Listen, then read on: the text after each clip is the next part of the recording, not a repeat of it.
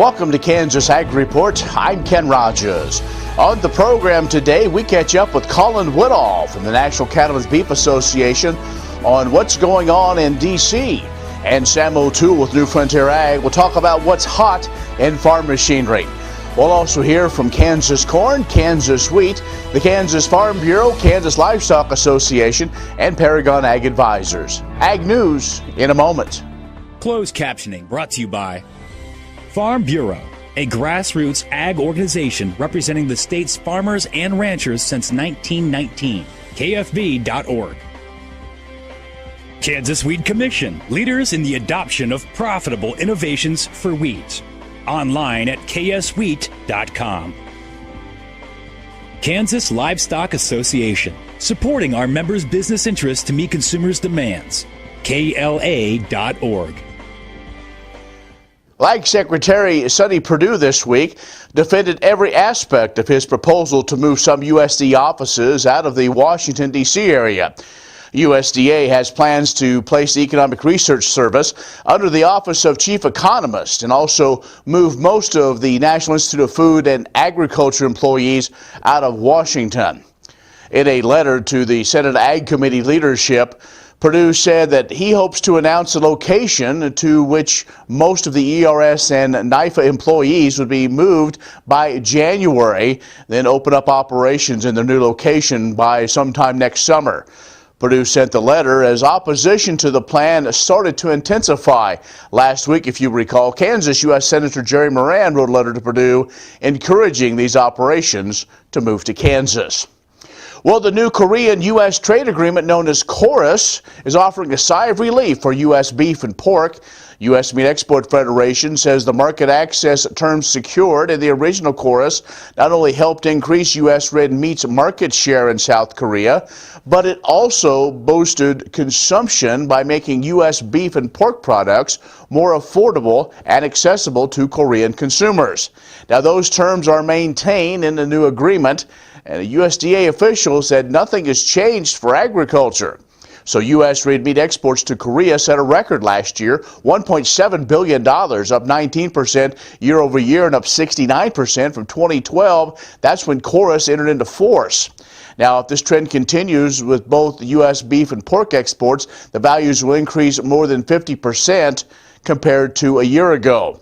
The U.S. is the largest supplier of beef to Korea, and Korea now the second largest value market for U.S. beef and the fourth largest for U.S. pork. Well, it's a busy time in rural Kansas. Fall harvest underway. Cattle are coming home, calves are being weaned, and the wheat planting continues. This is payday for Kansas farmers and ranchers. So we encourage you to take time for safety. And those that are on our Kansas roadways, be on the lookout for some large machinery and be prepared to take a little extra time getting where you need to go. Let's bring in Sue Schulte now with Kansas Corn. Hi, I'm Sue Schulte with Kansas Corn, and here's what's going on with the Kansas Corn Commission. The Commission invests checkoff funds into market development, education, research, and promotion efforts. Here's an update on Kansas Corn's innovative education program. Kansas Corn reached over 20,000 Kansas K-12 students last year with lessons and materials that teach science with corn, biotechnology, and ethanol. The Kansas Corn STEM program provides lessons and materials for kindergarten through 5th grade. The popular Seed to STEM curriculum for middle and high school science classes and lessons for ag science educators as well. What makes the Kansas Corn STEM program unique is that it also provides materials and lab equipment needed to teach the lessons and carry out lab experiments. Kansas Corn's Teacher Advisory Board helps develop curriculum and also leads the Seed to STEM workshops, making it a program by teachers for teachers. The Kansas Corn Commission created the program recognizing the key roles that science and technology play in corn farming and wanted to support STEM education in Kansas schools to build knowledge about the connection between science and agriculture. Kansas Corn offers the lessons and materials at no cost to Kansas teachers who want to incorporate the Kansas Corn STEM lessons in their classrooms. Teachers can download the lessons and can request materials from the kscorn.com website. Find out more by following Kansas Corn on social media or by visiting our website at kscorn.com. This segment brought to you by Kansas Livestock Association, supporting our members' business interests to meet consumers' demands. KLA.org. Oldie Seed Farms, carrying soil-specific seed. Find them on the web at oldieseed.com. That's OHLDE seed.com. Grass and Grain, online or in the mail. Keeping Kansas farmers informed for over 60 years. Grassandgrain.com. Kansas Weed Commission, leaders in the adoption of profitable innovations for wheat. Online at kswheat.com. Well, many things remain on the congressional to-do list, including a farm bill, several appropriation bills, and others, leaving the work until after the general election in a lame duck. We caught up with Colin Woodall, Vice President of Government Relations with the National Cattlemen's Beef Association. A lot of disappointment in town right now among all the agriculture groups that yet once again we find ourselves with a deadline that Congress is not going to meet, and that is the 30th of September when the 2014 Farm Bill expires and the replacement bill is not ready. It's extremely disappointing because Congress had plenty of time to act. Matter of fact, when you look at the action by the House and Senate Ag Committees, they had more than enough time to be able to work this out. And unfortunately, for any number of reasons, they have failed to be able to put a bill back in front of the House and the Senate and on the President's desk in time to be signed. So there's going to be a portion of the fall where all of us in agriculture are in limbo because we don't know whether or not they will pass an extension or just kind of leave the programs open-ended. And both are discussions that have been taking place here recently. So a lot of uncertainty, and as we all know, agriculture does not like uncertainty. One of the concerns is, what about some of the programs that may or may not be funded come Monday? And many are concerned about the foreign market development programs. You know, and that is something we're trying to get our hands on right now is a true list of what does and does not continue. We know that crop insurance and a lot of the other safety net programs will continue throughout the fall, but there also are a handful of programs like foreign market development and the market access program, which we depend on, that very well could be eliminated. We know that they are not authorized in the same way that a lot of the other commodity programs and conservation programs are, so we could find ourselves without that money available for promotion. And these two programs in particular are extremely important for the beef industry because that's money that's used by the U.S. Meat Export Federation to promote our product in overseas markets. And we have seen the benefit of these programs with all of the additional access and great results we have seen in places like Japan, South Korea, and other Asian markets. So losing that would be a big hit to us, and arguably as big a hit as any of the tariffs that we have seen thus far. Woodall says he's fairly confident that there will be something for a vaccine bank for foot and mouth disease, just not maybe as much as what some in agriculture have wanted. When we return, Sam OToole talks machinery trends here on the Kansas Ag Report. This segment brought to you by Farm Bureau, a grassroots ag organization representing the state's farmers and ranchers since 1919. KFB.org. Oldie Seed Farms, carrying soil-specific seed. Find them on the web at oldieseed.com. That's OHLDE seed.com. Grass and Grain, online or in the mail. Keeping Kansas farmers informed for over 60 years. Grassandgrain.com. Kansas Weed Commission, leaders in the adoption of profitable innovations for wheat. Online at kswheat.com.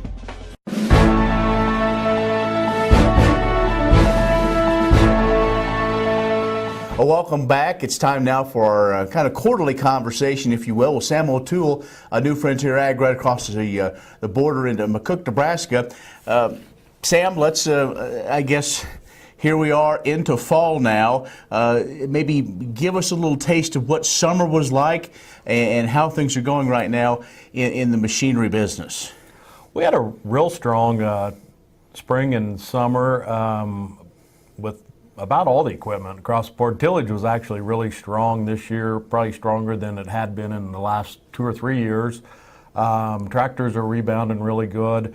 There's still a lot of inventory out there for combines. It seems like that that hasn't found its place yet. But it seems like everything else is selling good. Well, we have a larger than, I guess, usual, at least out here in the Western Corn Belt, of fall crops. You get some conversations with some folks maybe wanting an additional machine to make sure the crop gets in on a timely basis? We've been seeing more people look at grain carts, maybe getting a second grain cart. And machines, we have seen some guys with smaller machines updating to bigger combines. But combines are still pretty soft, though. Another thing you do, Sam, is you deal in financing whatever piece of equipment that is, also working with producers in keeping that operation going. We all know that this year the farm income is going to be down, so farmers are looking for different options, maybe banks or other things. So talk about that world, how things are with maybe those instance non-traditional, those other ways of financing machinery and other things. It seems like anything above 100,000, maybe 150,000, they're going lease way, and then anything below that, we're just doing regular traditional financing. Okay. So really, and is the leasing arrangement still as it was, say, 18, 24 months ago? There's been some adjustments in the residual values, but it's still a very, very good option, and a lot of guys are still going that way. Okay, so what's the hot piece of equipment right now? Tractors. Tractors seem to be going really well. Land rollers for a lot of these guys that are doing cover crops. The land roller seems to be a hot item. Got a lot of people calling on that. Okay. Folks, find your website. Where is it? NewFrontierAg.com, or they can reach me at 308-340-8989. All right, Sam, appreciate the update, and we'll talk to you again probably in a few more months, get the take as we are being winter. So okay. Thanks. Thank you again. Sam OToole with New Frontier Ag has joined us. Stay with us. We'll have more on the Kansas Ag Report. All over the country, more and more communities are making the change to biodiesel made from U.S. soybean oil, and the decision continues improving the health and welfare for millions of Americans while adding billions to our national economy.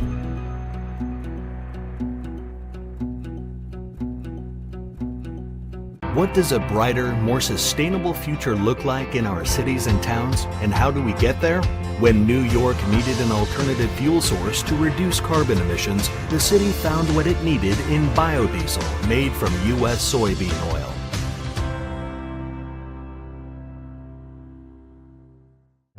Many seed companies claim to offer the latest genetics, but how many have tested those genetics in soils just like yours? The Oldie Seed Know to Grow research program has fully tested the latest seed genetics in soils that are right in your neighborhood. The Oldie Seed Know to Grow program can recommend the best performing hybrids from technologies like Enlist, Extend, and Liberty Link that will optimize the yield and profit of every acre on your farm. Contact Oldie Seed today. Spring is sprung, and Premier Farm & Home has what you need to keep your yard crabgrass free throughout the season. With a complete line of pre-emergents, you can stop crabgrass before it starts. Premier Farm & Home, 900 Southwest University Boulevard, or find them on the web at heycow.com.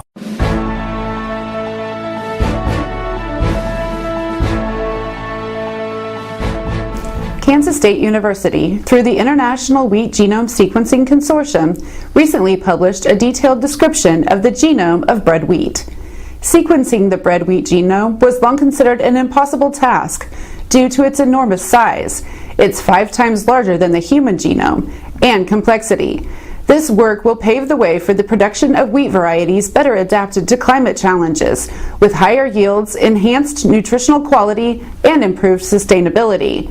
According to Bikram Gill, Distinguished Professor at K-State, it is a dream come true for Kansas wheat farmers who were the first to invest in the Wheat Genome Sequencing Project and pivotal in rallying U.S. wheat farmers in support of the Wheat Genome Sequencing Project. Kansas wheat farmers have been supporting the efforts through the Kansas Wheat Commission's wheat assessment since 2005, with a cumulative amount of nearly $250,000. Wheat breeders will be able to more rapidly identify genes and improve agronomic traits such as yield, grain quality, resistance to fungal diseases, and tolerance to physical stress, and produce hardier wheat varieties. K-State wheat breeder Alan Fritz says having a sequence of the wheat genome is a turbocharger for wheat breeding. It's expected that the availability of a high-quality reference genome sequence will boost wheat improvement over the next decades, with benefits similar to those observed with maize and rice after their reference sequences were produced. What if sustainability were synonymous with U.S. soy? If energy efficiency, water quality, and soil health help define U.S. soy's value, that future is here, the time is now. To meet end-user demands, the Soybean Checkoff is committing to sustainability that's achievable, worthwhile, and enduring. A message from the Kansas Soybean Commission, the Soybean Checkoff, progress powered by Kansas farmers. The producer-funded Kansas Wheat Innovation Center was built to get improved varieties into the hands of farmers faster. Kansas Wheat, farmers advancing their future through wheat genetics research. Kansas Farm Bureau, the voice of agriculture, represents grassroots agriculture. The state's largest and most powerful farm organization stands up for its members through leadership development, agriculture education, legal defense, environmental advocacy, farm safety, and risk management. Members also enjoy money-saving benefits. To join our organization today or to learn more, go to www.kfb.org or find us on Facebook and Twitter. What does a brighter, more sustainable future look like in our cities and towns, and how do we get there? When New York needed an alternative fuel source to reduce carbon emissions, the city found what it needed in biodiesel made from U.S. soybean oil.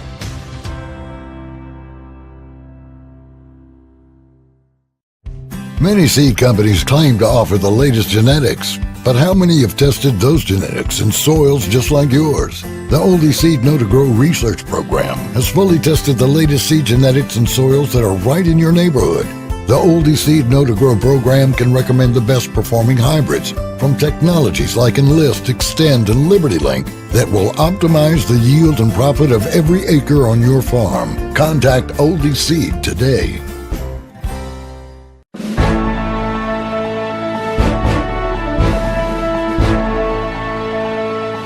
I am Joe Jury, and I represent the 8th District for Kansas Farm Bureau, which is in the southwest corner of Kansas. This fall is going to be really interesting when we have basically a three-way race for the first time in a while. We have had independent candidates in the past, but probably not as dominant as what the independent party has surfaced in the past. So through our Vote FBF process, which is a grassroots process, I mean, it's brought up through each county, has the opportunity to surface and to basically elect those candidates or put those candidates forth that they support, and then it's brought here to the state office. We try really, really hard to get our local input and give every county, every CEC, a county election committee, every opportunity to put forth their support or their selected candidate that they support. After the primary, then we'll go back to those counties, and now that we have a candidate from each party, no matter what race it is, then we give them the opportunity to choose, make a selection again for the general election. So that process, we're very diligent in that, and we're very intentional in that we want our local support from our members, so that we know, as an organization, as a state organization, before we make those endorsements, we make sure that that's what our members want.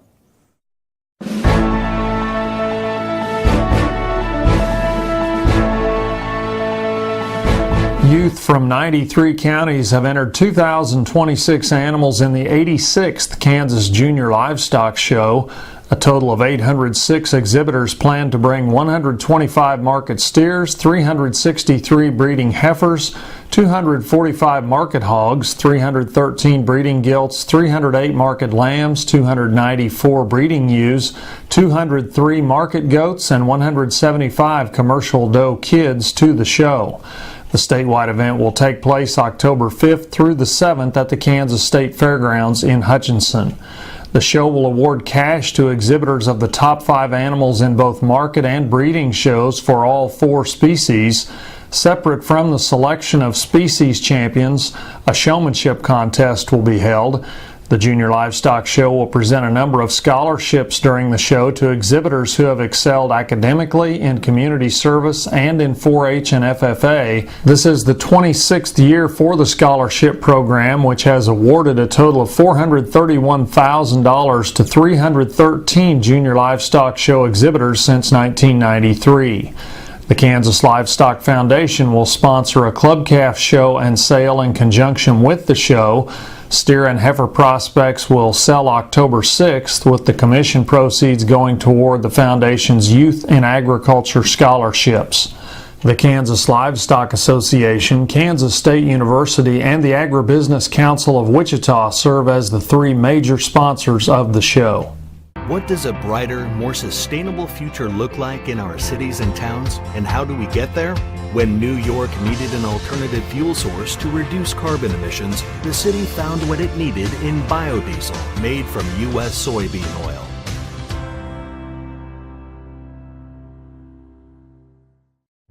Many seed companies claim to offer the latest genetics, but how many have tested those genetics in soils just like yours? The Oldie Seed Know to Grow research program has fully tested the latest seed genetics in soils that are right in your neighborhood. The Oldie Seed Know to Grow program can recommend the best performing hybrids from technologies like Enlist, Extend, and Liberty Link that will optimize the yield and profit of every acre on your farm. Contact Oldie Seed today.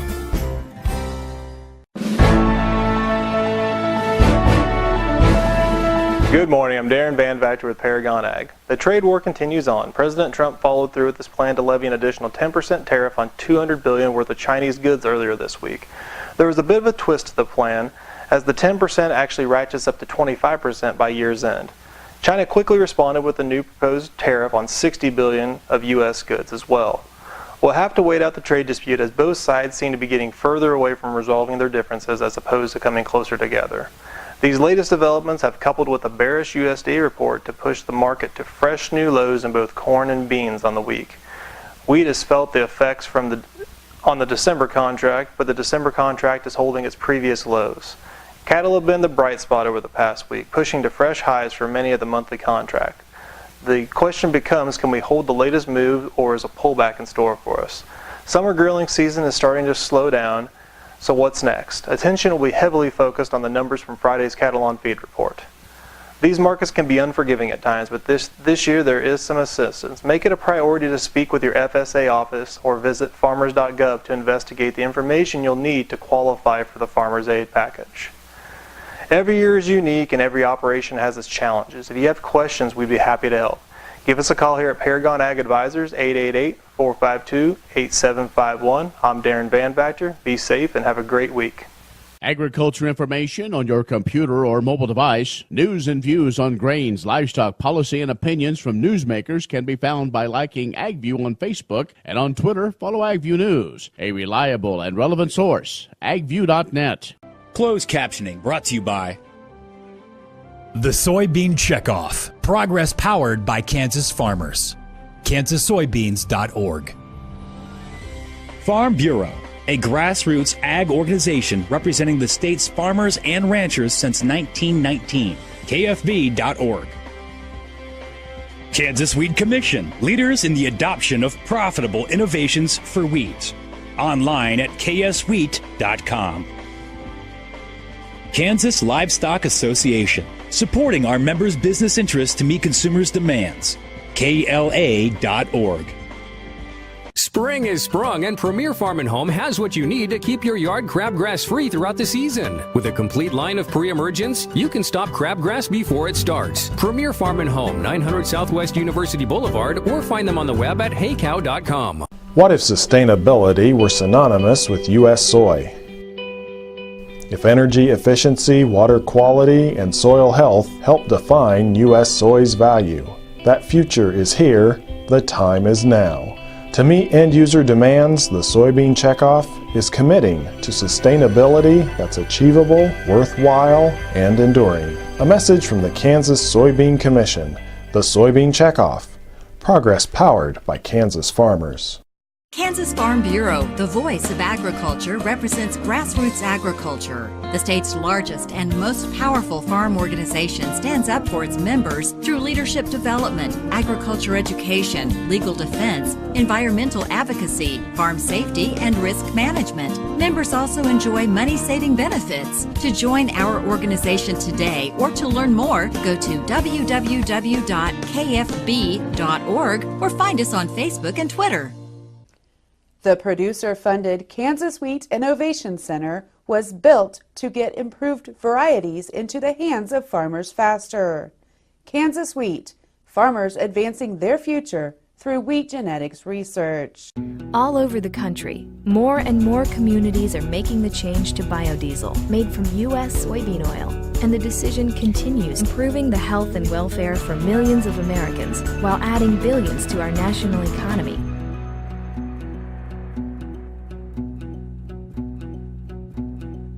What does a brighter, more sustainable future look like in our cities and towns, and how do we get there?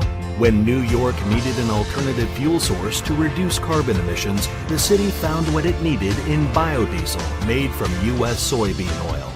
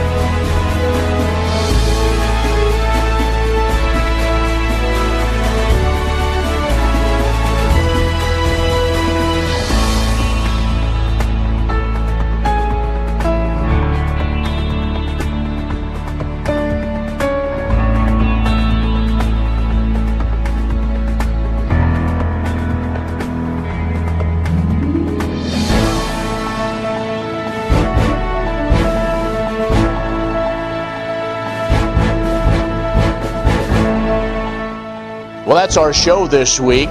You can watch the show again at kansasagreports.net or now hear the audio version of the program in podcast form by going to castbox.fm and search Kansas Ag Report, then subscribe. You can also be social with us on Facebook and Twitter. Thanks for watching the Kansas Ag Report. I'm Ken Rogers, wishing you a safe and productive harvest. We'll see you next week.